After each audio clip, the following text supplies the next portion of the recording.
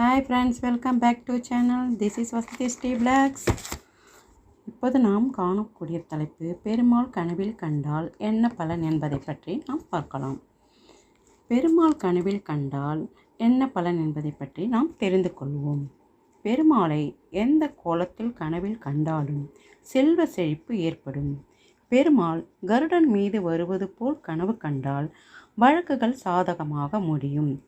பெருமாள் மலைக்கோயில் இருப்பது போல் கனவு கண்டால் தொழில் சார்ந்த முயற்சியில் வெற்றி உண்டாகும், முன்னேற்றம் உண்டாகும்.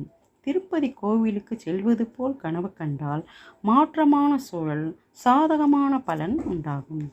பொதுவாக கனவில் தெய்வங்கள் வந்தால் வாழ்க்கையில் நடக்கப் போகும் நல்லது கெட்டதை நமக்கு உணர்த்தும் வகையில் ஒவ்வொரு கனவிற்கும் ஒவ்வொரு அர்த்தம் உண்டு. நம்முடைய கனவிற்கும் ஒவ்வொரு அர்த்தம் உண்டு. கனவில் பெருமாள் வந்தால் நாம் நம் குடும்பத்துடன் சென்று அருகில் இருக்கும் பெருமாள் கோவிலுக்கு சென்று ஒரு அர்ச்சனை செய்ய வேண்டும். இவ்வாறு செய்து மனமுருகி வேண்டி வந்தால் நமக்கு நன்மைகள் ஏற்படும். முடிந்தால் திருப்பதி சென்று நம் குடும்பத்துடன் சென்று வந்தால் அதிக நன்மை ஏற்படும். கோவிந்தா கோவிந்தா என்று சொல்லி இப்பதிவினை நிறைவு செய்கிறேன்.